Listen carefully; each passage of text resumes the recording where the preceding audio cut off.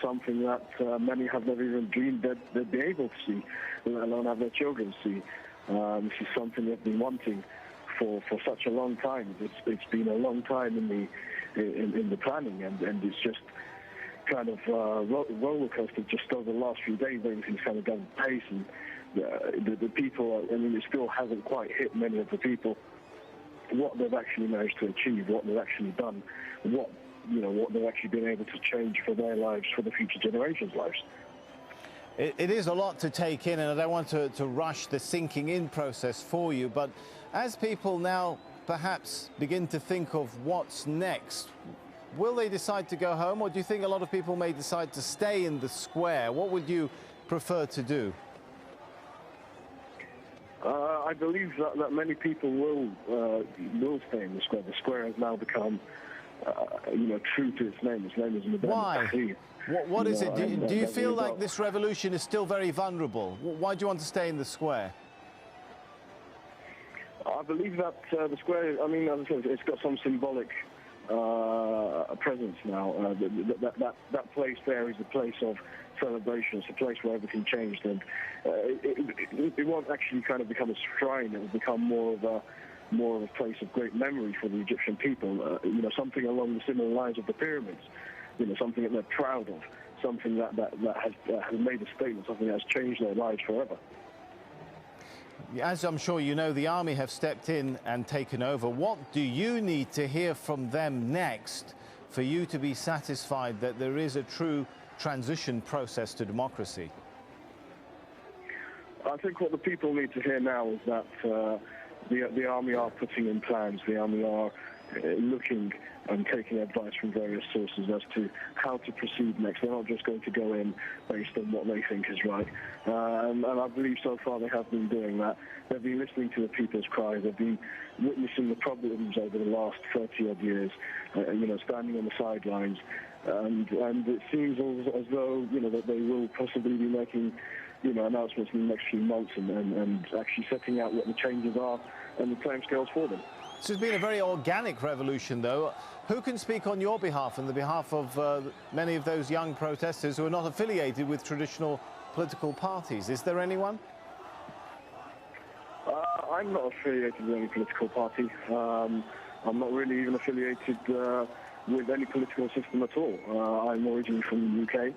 I live in the UK, and I came over a week ago to join my fellow Egyptian brothers and sisters in fighting for what's theirs. The revolution hasn't been with a political aim. The revolution has been solely for the people.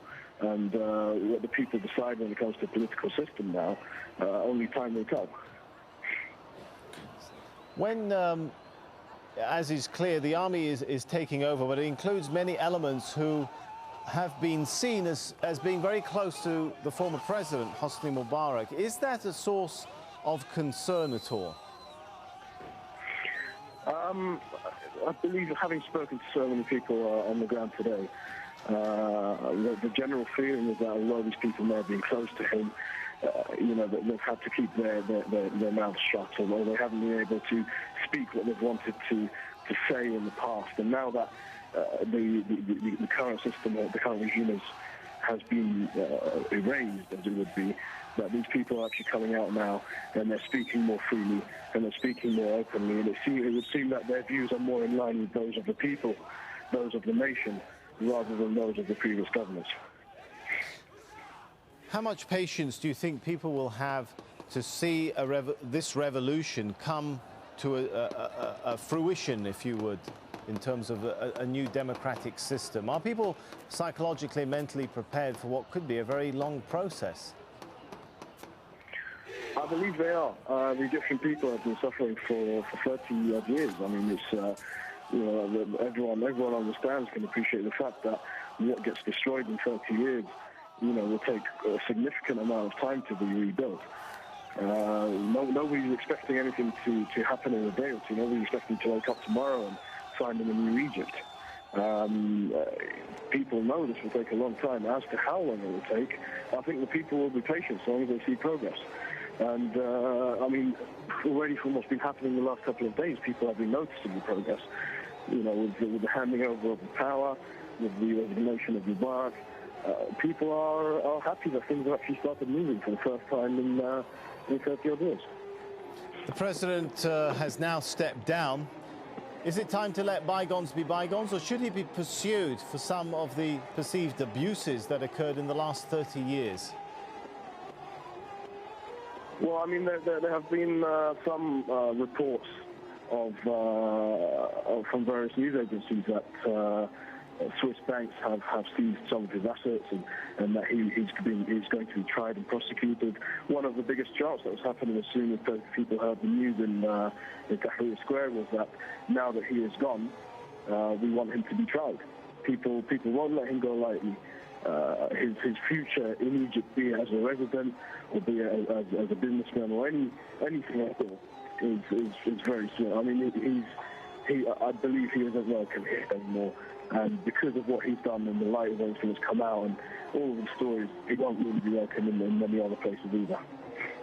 And does the buck end with him, or do you think people would like to see others, part of the former regime, also be pursued? No, without a doubt. Everybody wants anybody who had any hand to do with anything previously to be tried and to be tested and to have their rights restored. You know, it's a case of Mubarak's just the biggest fish that they could get, but they still want to everyone else. And already people have been proceeding in getting that done. I mean, there are several big businessmen who became ministers in Egypt who have already, you know, kind of had their assets frozen, and they've been stopped from flying abroad, and you know, they will be tried.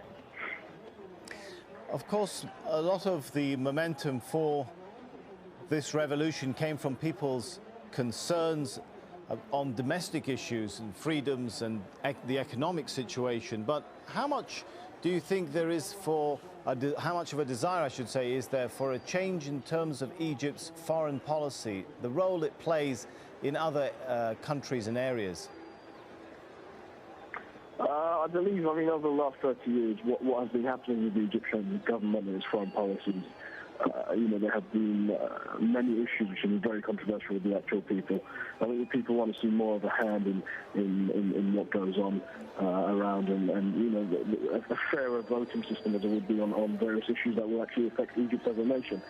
The current situation now is kind of put into limbo a lot of the kind of agreements or ties or anything else that Egypt has had with other governments or other military forces.